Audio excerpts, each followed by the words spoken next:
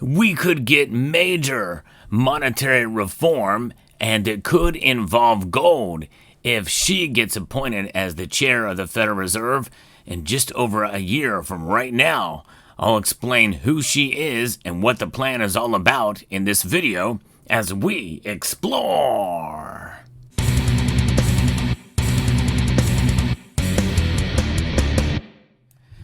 There have been champions for a sound money system in Congress and even others who have been at the Federal Reserve, including Alan Greenspan from back in the day.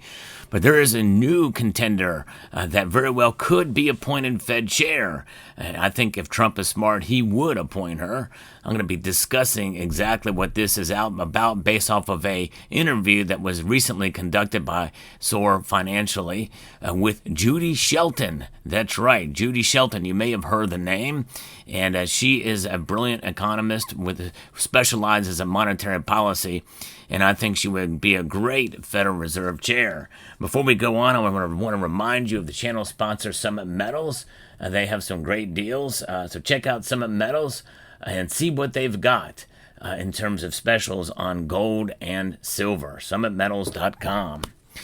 There was a recent interview conducted with Judy Shelton, Dr. Judy Shelton, and she illuminated a potential path towards a sound money system. Of course, it's not going to happen overnight, that's for sure, but she's actually reviving an old idea, and I think this could very well set the framework for a potential path to a gold standard. Of course, in reality, it would be nice to have a bimetallic standard, but we got to start somewhere, that's for sure. And so what is going on here? Well, she indeed believes in sound money principles, and she believes in tools that the Federal Reserve can implement even right now to start.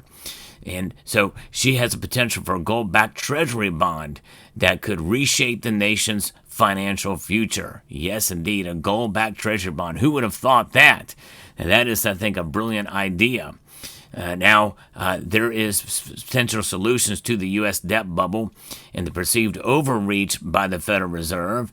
She didn't shy away from expressing her concerns about the Fed's current influence, that she thinks the Fed today is too political and too prominent in credit markets, and overall just too powerful. I certainly agree with that.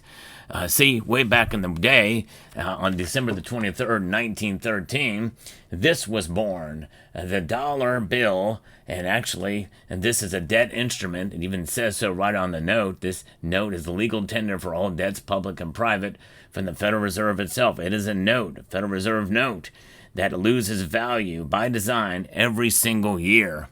And during this interview, the central theme for this gold-backed treasury bond draws inspiration from former Fed chair Alan Greenspan, who wrote about the concept all the way back in 1981. Just was not taken up, the mantle was not taken up upon during the rest of his tenure, unfortunately, or since. Shelton believes that such a bond could exert pressure on Congress to curb deficit spending and signal a commitment to a more stable dollar. And she goes on to say here that what she thinks about what this thing could be is that be very smart and would serve as a barometer on U.S. progress on both the fiscal and the monetary front towards a balanced budget, and a dependable dollar would have a much longer term treasury offering. That's right. So not the 10-year, 5-year yields. She's suggesting a 50-year bond. That's right, referencing similar long-term offerings from other nations. So in a sense, we're kind of behind the times in that regard, such as also setting up a sovereign wealth fund. Of course, there is debates pro and con regarding the sovereign wealth fund, but notwithstanding, if you have a long-term treasury bond backed by gold, that would be quite something. Shelton highlighted the significant increase in the value of gold since 1973, which is over 50 years ago, noting the U.S.'s substantial gold reserves held at a considerably lower book value. Indeed, it's gone up and practically is now resting at $42.2222. She sees an opportunity to leverage this appreciation by offering a bond with gold convertibility at maturity after 50 years. I think if you added this gold convertibility feature, there would be tremendous investor appetite, and it would be highly symbolic, she asserted. Now, of course, you have to ask yourself this question is, what gold would it be? If you're going to be getting gold that's in the store at the Treasury, how are they going to take and divide that out?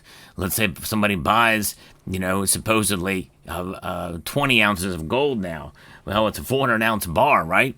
Are they going to chop those up and sell them off in 50 years? Where would the gold come from? Would it come from the commercial market?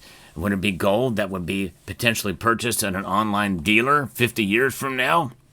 Those are questions that would need to be answered. Or could it be, in a sense, gold that would be set aside in a sovereign wealth fund as for this very purpose, that would be put away for that 50-year maturity to get the gold if they wanted to actually convert it to gold? Obviously, there would be a cash-out option, I'm sure, so that they could leave the gold there and they would get the cash for it.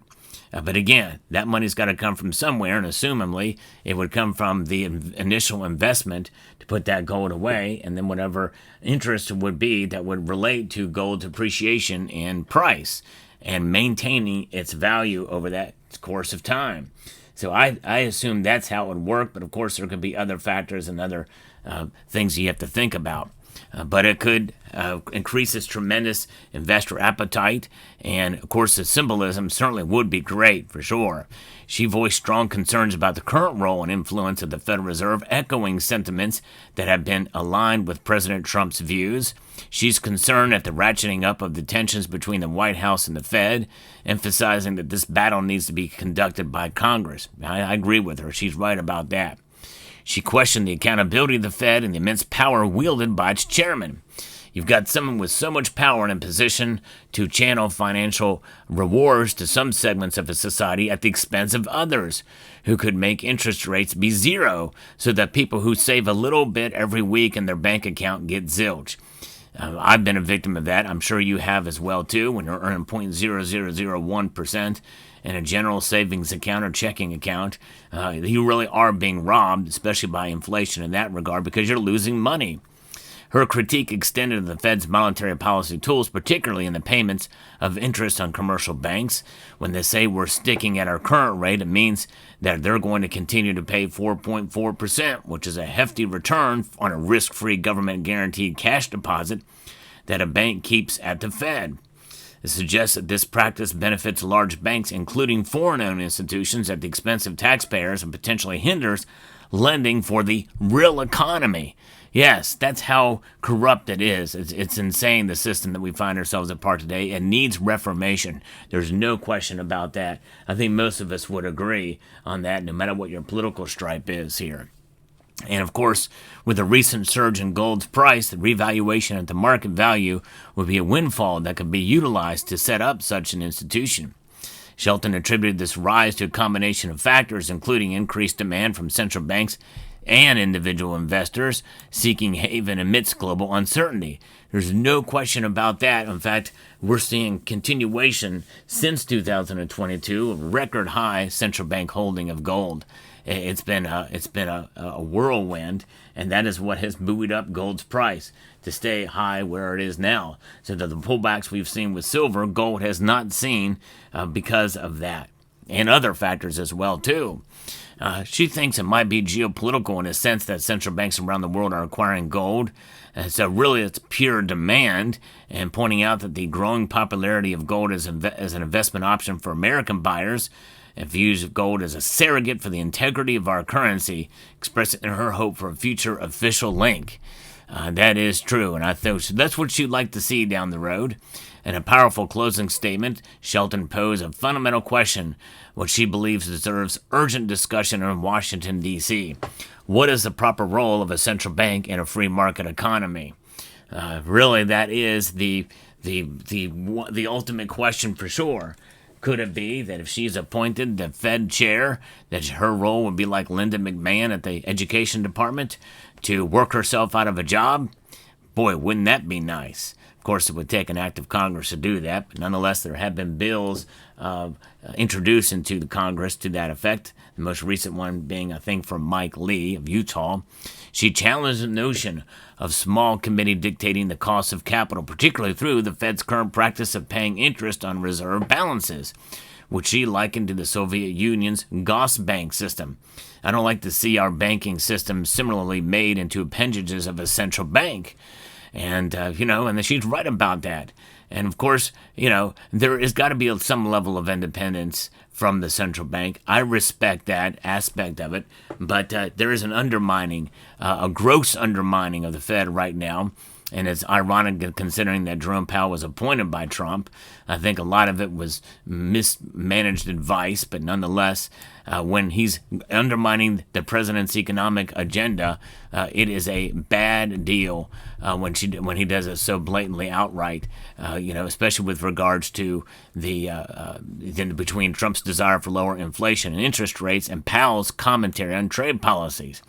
It was inappropriate comment by the Fed chairman, but indicative of his power that the Fed has assumed. What she's talking about is his comment about the trade policies and tariffs would contribute to inflation. It has nothing to do with inflation, and Jerome Powell understands this. Tariffs do not contribute to inflation whatsoever. And I've explained that multiple times on this channel, and it just goes to show you that this is a targeted specifically against the president. But nonetheless, so there you have it. There's Judy Shelton. I think she would be a great Fed chair. Let me know what your thoughts are down in the comment section below. I hope you found this video informative, insightful, and educational. I'd like to bring you the latest news in the world of precious metals. I'd like to extend a multitude of gratitude to each and every one of you for watching and encourage you to please rate, share, comment, and subscribe.